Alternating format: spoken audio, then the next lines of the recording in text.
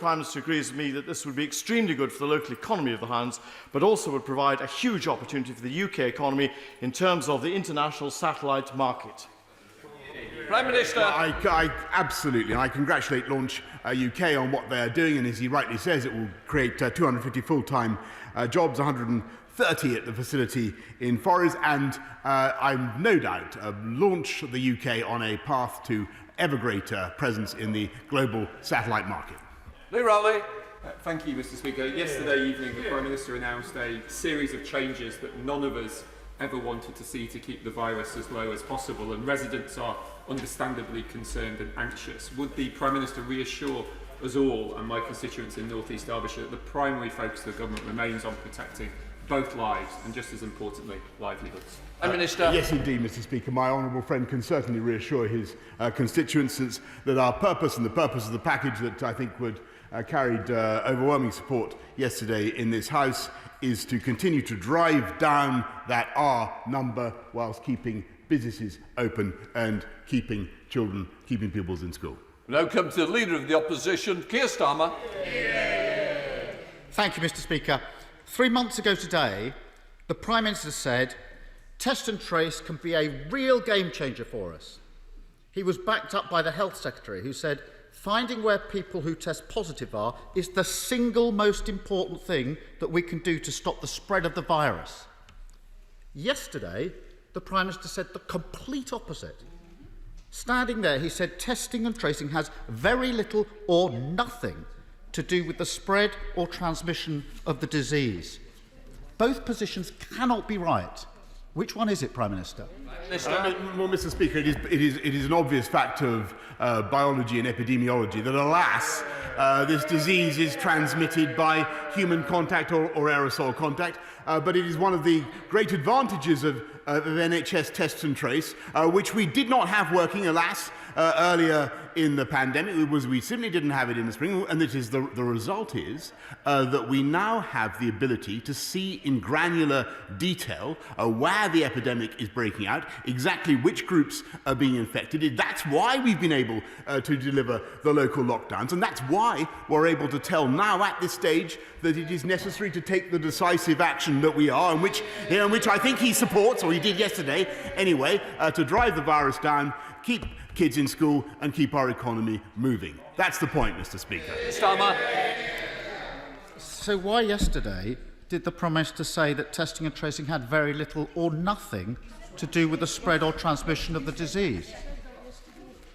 Mr. Speaker, I hesitate to reprove the right honourable gentleman for a flaw he seems sometimes to fall into is not listening to my previous answer. Mr. Speaker, I gave a very clear answer. The answer is it is simply, and sadly, it is an epidemiological fact that transmission of the virus takes place by a human contact from person to person. What test and trace enables us to do is to isolate the cases of the virus with ever greater detail, which we weren't able to do before, Mr. Speaker. And thanks to the efforts of NHS Test and Trace, many thousands of people, trainees, nurses, doctors, young people, members of the armed services, we're not only testing more capacity, testing more than any other country in Europe, but capacity today is at a record high. And I think you should pay tribute to their work.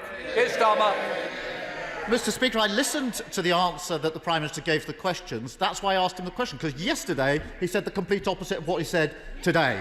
Everybody who was in the chamber, everybody in reads Hansard will see it. And he talks about testing. Mr. Speaker, can I remind the Prime Minister that last week, before the Liaison Committee, he admitted testing currently has huge problems. Dido Harding said we plainly don't have enough testing capacity. The Health Secretary said fixing testing would take weeks. Pretending there isn't a problem is part of the problem, Prime Minister. It's unclear, and let's test what the Prime Minister's explanation is. Is the explanation for the problems that we haven't got enough capacity? It says which problem? The problem that he acknowledged 1 week ago before the Liaison Committee. Mr. Speaker, is the explanation from the Prime Minister that we haven't got enough capacity because nobody could have expected the rise in demand? That's the Dido Harding defence. Or is it we've got all the capacity we need, it's just that people are being unreasonable in asking for tests. That's the Hancock defence. So which is it? Mr. Speaker, I must say I think that the continual attacks by the opposition on Dido Harding in particular are unseemly and unjustified. And I think that her teams have done an outstanding job in recruiting people from a standing start. This is not for a moment to deny the anxiety of those who want tests, which I readily accept. Of course, we would love to have much more testing instantly, and it is thanks to the efforts of NHS Test and Trace that we are not only at a record high today, testing more people than any other European country, but to get to the point that he raised, Mr. Speaker, we're going to go up to 500,000 tests by the end of October. That is the work of Dido Harding and her team, and I think actually, again, what we want to hear, and what I frankly want to hear, is more of the spirit of togetherness that we had yesterday, Mr. Speaker, because this is an opportunity to support NHS Test and Trace. This is an opportunity to get behind that scheme, to encourage people to believe in it and its efficacy. Instead, he constantly knocks it from the sidelines, Mr. Speaker. Sorry, I think the whip. I'll just say to the whip, there's a little bit of rowdiness coming from here, also from your good self, which I normally never have from you, and we're having a little bit from this side. I want to be able to hear the Prime Minister. When I can't hear the Prime Minister, I do worry about the people who are watching proceedings. If we have further comment, please do so. Speak to me afterwards. Right, where are we up to? Keir Starmer. Mr. Speaker, the Prime Minister knows my complaint is not with the NHS, it's with the government. My wife works for the NHS. My mother worked for the NHS. My sister works for the NHS. So I'm not going to take lectures from the Prime Minister on supporting the NHS. The Prime Minister says we've got capacity, goes on and on about capacity. Let's test that. 3 weeks ago, millions of children went back to school. That's a good thing. Then the inevitable happened. Kids get coughs, bugs, flu. That's what happens. It's in the job description. But there's no effective system in place to deal with it. Many can't get tests quickly. Schools are allocated only 10 tests. Many wait days for the results. The outcome is obvious. Child and siblings off school, mum, dad or carer off work, and in some cases all year groups off school. How on earth did we get into this mess? Prime Minister. Come on, Mr. Speaker. He knows perfectly well that, and he'll have read the advice from the 4 chief medical officers that there's an exceptionally small risk to children of primary and secondary school age from this disease. He knows that children have a significantly lower rate of infection. That's all in the letter that they've published today. But he also knows that we are doing our level best to get every child a test who has symptoms, and further, that thanks to the efforts of teachers in this country, of parents, pupils, 99.9% of our schools are now back. And in spite of all his attempts, I may say, throughout the summer, to sow doubt on the idea that schools were safe. The people of this country had more common sense, Mr. Speaker. Keir Starmer. Such a poor defence. That's such a poor defence. The point isn't whether the children have got COVID. It's that they've got COVID symptoms, and then they're off school. The government's own department shows that 1 in 8 children are off school this week. That disrupts their education. Whether it's COVID symptoms or other symptoms is nothing to the point. If the Prime Minister doesn't see that, he's really out of touch with families and what they're going through in schooling day in, day out in the last few weeks. The reality is, losing control of testing is a major reason why the Prime Minister is losing control of this virus. As a result, he's phasing in health measures, restrictions which we do support. But at the same time, he's phasing out economic support. Health measures and economic measures are now dangerously out of sync. Let me quote the Director General of the CBI. There can be no avoiding the crushing blow new measures will bring for thousands of firms. It's vital, she says, that all announcements of restrictions go hand in hand with clarity on the business support to protect jobs. Why wasn't that announced yesterday? Prime Minister. Thank Mr. Speaker, let's be in absolutely no doubt that the work that this government has done to protect the economy of this country, to support the jobs of 12 million people through the furlough scheme, an overall expenditure of about £160 billion, has been unexampled anywhere else in the world. And I think he should pay tribute to the Chancellor and his work. And we will go forward with further creative and imaginative schemes to keep our economy moving. And that is the essence, Mr. Speaker, of the plan, of the proposals that he talks about our president. He supported them last night, or he supported them yesterday, Mr. Speaker. I hope he continues to support them. The essence of what we're saying, Mr. Speaker, is that we want to depress the virus, but keep pupils in school and keep our economy moving. And that is the single best thing we can do to support firms across the country. Keir Starmer. Mr. Speaker, I'm not asking about the support that was being put in place in the past. We support that. I'm asking about the support that's needed now, particularly in light of the restrictions announced yesterday. Mr. Speaker, this is not theoretical. Yesterday, 6,000 jobs were lost at Whitbread, one of the major employers in the hospitality sector. The CBI, the TUC and trade unions, the Federation of Small Businesses, the British Chamber of Commerce, the Governor of the Bank of England, they're all calling on the Prime Minister to stop and rethink, support the businesses affected, don't withdraw furlough. We've been saying it for months. When is the Prime Minister finally going to act? Minister.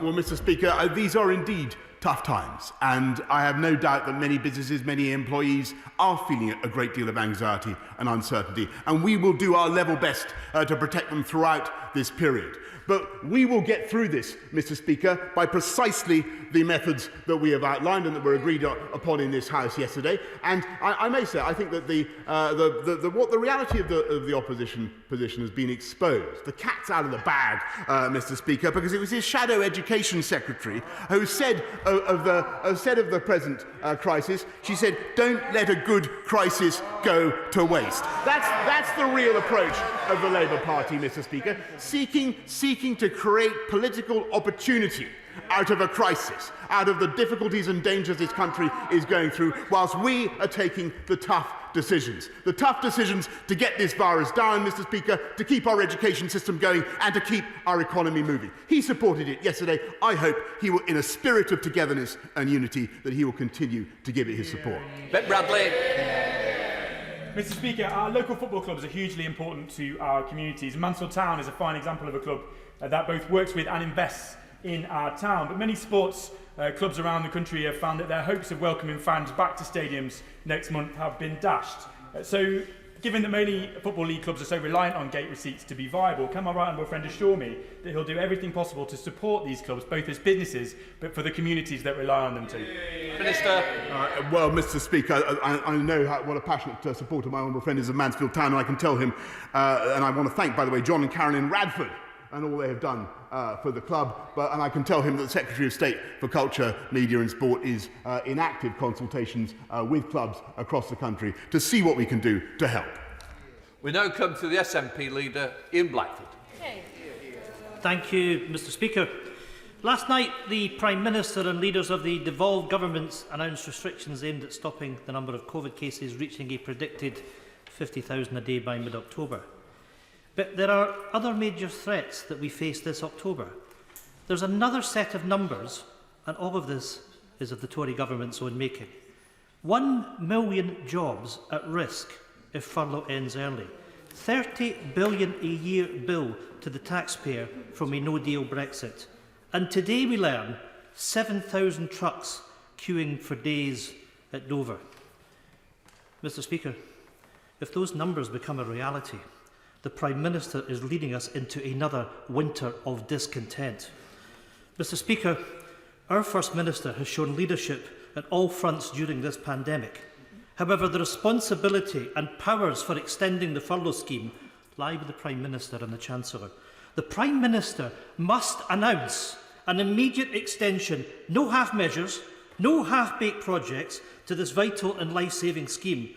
Will the Prime Minister show leadership required and save the jobs? Prime Minister. Well, I noticed that both the leader of the Scottish Nationalist Party and the leader of the opposition now support an indefinite extension of the furlough scheme. That's what he said, Mr. Speaker. What we will do, as I've said throughout, is continue to put our arms around the people of this country going through a very tough time and come up with the appropriate creative and imaginative schemes to keep them in work and keep the economy moving. That's the essence of our approach.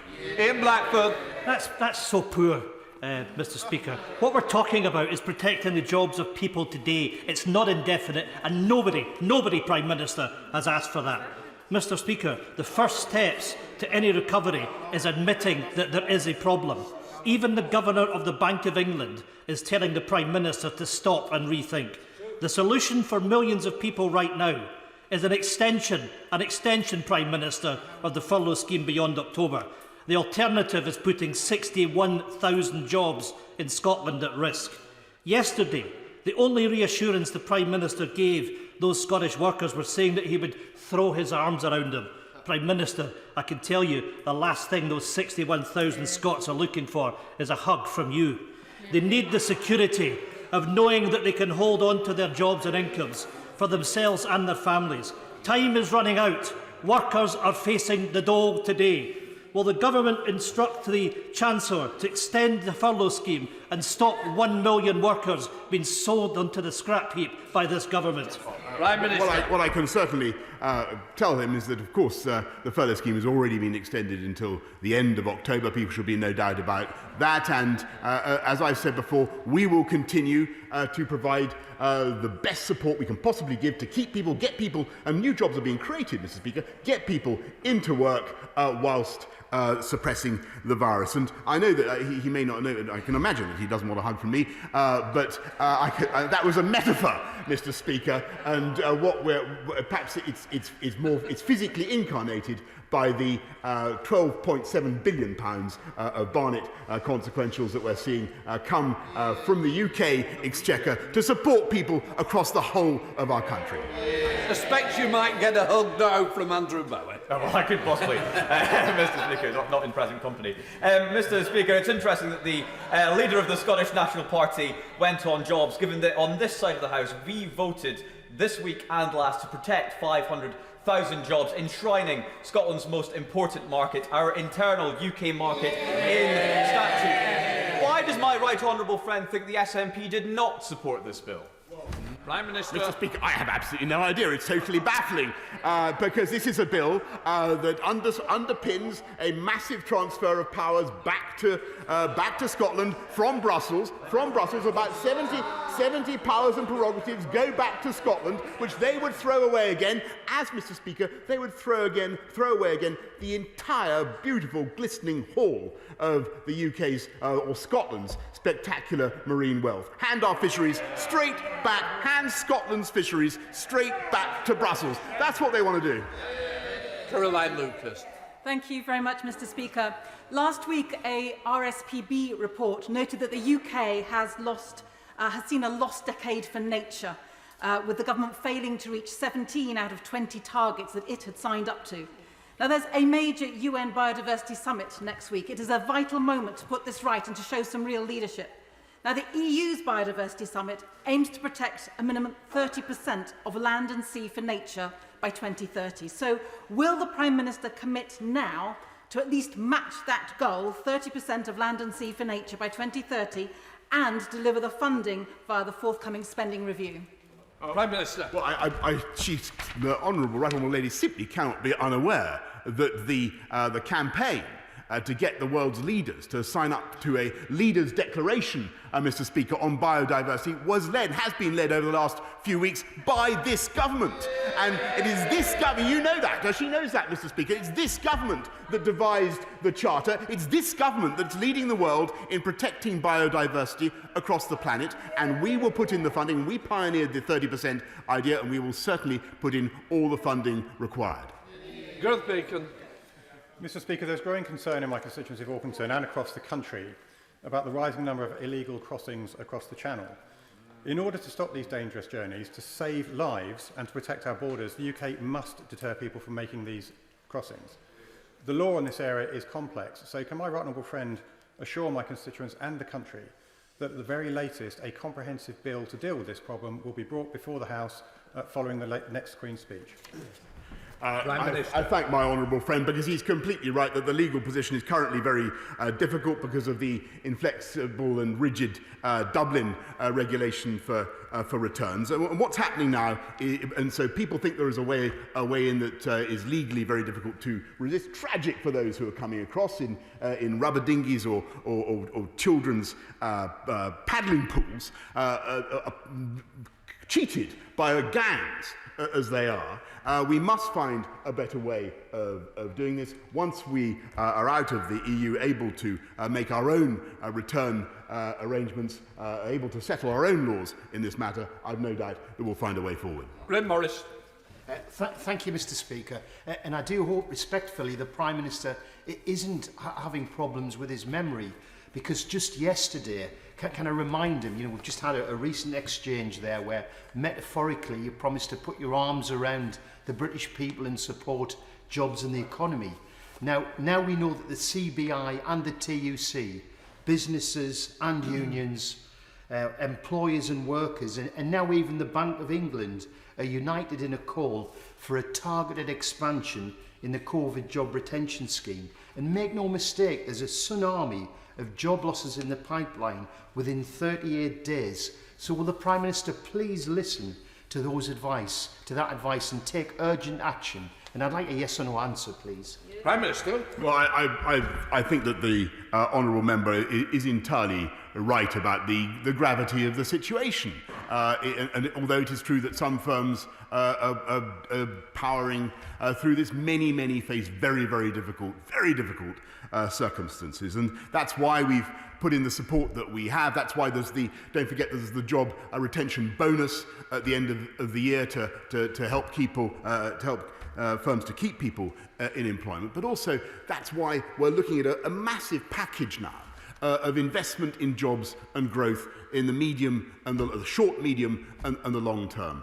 And you look at the £2 billion kickstart fund that we've already put in place, about £640 billion of investment overall in infrastructure. And what I can tell the House is, in addition to the package that I set out yesterday, as I said earlier on, as I said to the right honourable gentleman, there will be creative and imaginative measures from the Chancellor to help people through this crisis.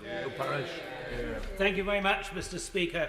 Prime Minister, like you, one of my top priorities is improving education and spreading opportunity across Devon and the West Country. I welcome the new £1 billion school rebuilding programme, which will help refurbish 50 schools from next year. Tiverton High School in my constituency is currently in a flood zone, but we do have permission to build a new school and move out of the flood zone. So Sammy Crook, the head teacher, the governors and the Devon County Council are all backing this scheme. Could I make an early bid for Tiverton High School? Could you back us to have a new school in the rebuilding programme to raise the aspiration and the opportunity for the great young people of Tiverton? Well, Mr. Speaker, the cause of education in Tiverton could have no more fervent and more effective advocate than my honourable friend. And I can tell him, although the first 50 schools, the first 50 have not yet been announced, I know that my right honourable friend, the Secretary of State for Education, will have heard that powerful cry, and I have no doubt that he will be answered. Patrick Reddy. Thank you, Mr. Speaker. Does he understand that as long as these powers are reserved, it is the government that has to meet the costs that come with the pandemic? So he can either do that by extending the job retention schemes, especially for those who are excluded, or through sector-specific support, or he can pay the long-term price of long-term unemployment, increased social security, and all the damage that comes to the economy and the society with it. So which of those is it going to be? What is his vision for building back better?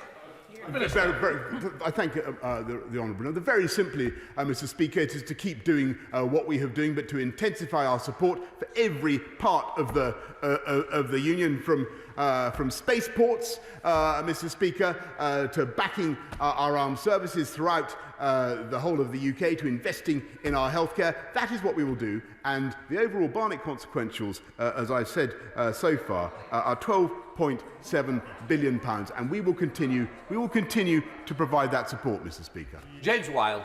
Thank you, Mr. Speaker. On Saturday, I was at Norwich City's match as part of the pilot to let fans back into football, and it's disappointing that the reopening has now been postponed. And with Kings Lynn Town, Mansfield and many other clubs and sports facing a real threat to their viability with no fans coming into the grounds, will my honourable friend urgently look at a sports recovery fund to ensure their viability and their place at the heart of our local communities? Prime Minister. Mr. Speaker, it grieves me to see football clubs, Mansfield, others, Norwich City, not able to go back in the way that they want to right now, and I totally sympathise with him and with the fans. And I really wish we did not have to do this now. I really wish we did not have to do this now. The best way, obviously, to get through it, as I say, is to follow the advice and suppress the virus. But in the meantime, my right honourable friend, the Secretary of State for Culture, Media and Sport, is looking actively at solutions to help Norwich City and other clubs. Let's head up to Adrian Shotts with Neil Gray. Neil Gray. Thank you, Mr. Speaker. Sometimes doing the right thing isn't easy, but in this case it is essential. It's clear that doing the right thing to stop the spread of COVID-19 is going to have a social, business and economic impact. But as yet, the UK government haven't moved to ensure in this new phase that there is full security for those doing the right thing. So will he do the right thing and look now as a minimum at the support available to businesses, in particular the self-employed who may need to self-isolate repeatedly or be back in the realm of zero income, extend the furlough scheme and ensure the limited universal credit uplift is expanded to legacy benefits and made permanent? Well, thank you, Mr. Speaker. Thank you, Mr. Speaker. The honourable gentleman is right in the sense that, of course, the government is going to come forward with further measures. I don't think that it would be sensible simply to extend the current existing furlough scheme in its present form beyond the end of October, but we will do everything we can to support businesses, to support those in jobs, and indeed the self-employed, as the honourable gentleman rightly says. Secretary Batty. Thank you, Mr. Speaker. My constituents in Meriden understand the need for more housing, but the majority of Meriden is Greenbelt land. And across Meriden, in places like Balsall Common, Dorridge, Knoll, Dickens Heath, Hockley Heath, Catherine de Barnes and Hampton and Arden, residents are quite rightly concerned about the pressures on the Greenbelt. So can the Prime Minister confirm that his government is a brownfield first government, and can he also confirm he'll do everything he can to protect our precious Greenbelt? I certainly can, Mr. Speaker. It was a former Labour planning minister who said the Green Belt is a Labour achievement and we intend to build on it, is what he said. The government's approach is entirely different. Our planning reform will not change. That's what they want to do, Mr. Speaker. We will not change existing policy to protect Green Belt, and our housing targets, which are very, very ambitious, will focus, as he rightly says, on brownfield. Heading to South London with Florence Eshalome. Florence Eshalome. Thank you, Mr. Speaker. Unsafe cladding is leaving hundreds of leaseholders across Vauxhall unable to sell or remortgage their properties. The EWS1 forms are not being used as intended and leaving my constituents trapped between risk-adverse lenders and irresponsible building owners. They have been waiting 3 years already. So can the Prime Minister tell me what steps he's taking now to resolve this really dangerous situation? Prime Minister. Mr. Speaker, I thank the Honourable, because I am aware of this problem of people facing real disadvantaged leaseholders and others because of the of unsafe cladding still on their buildings. I think it is disgraceful, and both ACM and HPL cladding, in my view, should come off as fast as possible when we are investing massively to achieve that as fast as we can. But I sincerely appreciate the problem that she raises. Murray. Thank you, Mr. Speaker. In 2006, Menheniot Parish Council were told of improvement plans to their dangerous junction on the A38, something I've long campaigned for. But 2 months ago, the regional director of the southwest part of Highways England told me this was not going to happen, blaming the change from the old Highways Agency. Can my right honourable friend tell me when, if ever, the people of Menheniot will finally see shovels in the ground? Prime Minister. Well, Mr. Speaker, I'm grateful to my honourable friend because she gave me advance notice of this question. I think this is really a case for Project Speed, Mr. Speaker, and I hope that Highways England, who are currently undertaking a safety study of the A38 between Bodmin and Saltash, will be able to accelerate their work and get on with Menheniot junction as fast as possible. Thank you, Mr. Speaker. Before lockdown, children on free school meals finished education on average 18 months behind their classmates, and the gap was getting worse. Schools closed, and a quarter of these children did less than 1 hour's schoolwork a day. Lockdown was temporary, but the impact could be lifelong.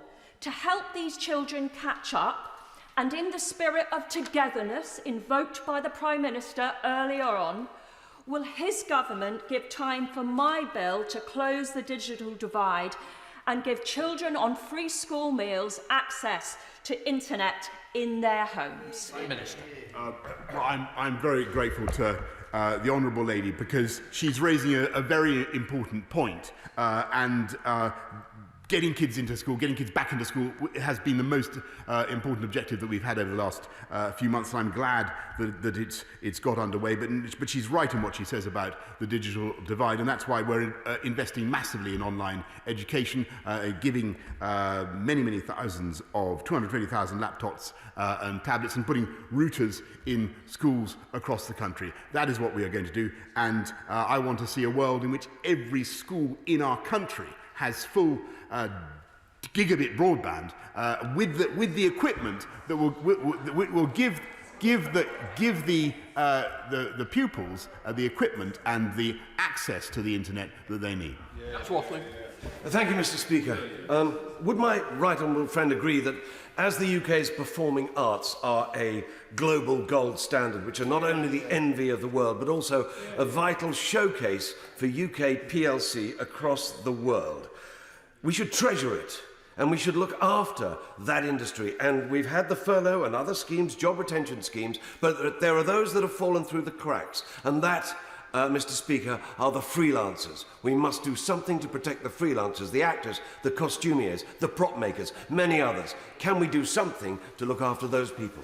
Prime Minister. Mr. Speaker, that is a very important point, because obviously the job retention scheme has been very effective in keeping people in, but there are of course people who don't have employment of that kind. That's why we have given them 1.57 billion to support the creative culture media sectors, including the theatres.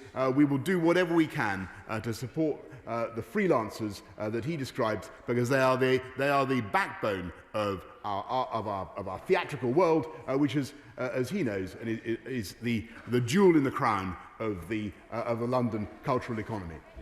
Returning to Scotland with Ronnie Cowan. Ronnie Cowan. Thank you, Mr. Speaker. The word is that Downing Street is taking control of the upcoming review of gambling legislation. Is this true? And if so, will Number 10 consider all the recommendations made by the APPG on gambling-related harm in our report published in June? Minister.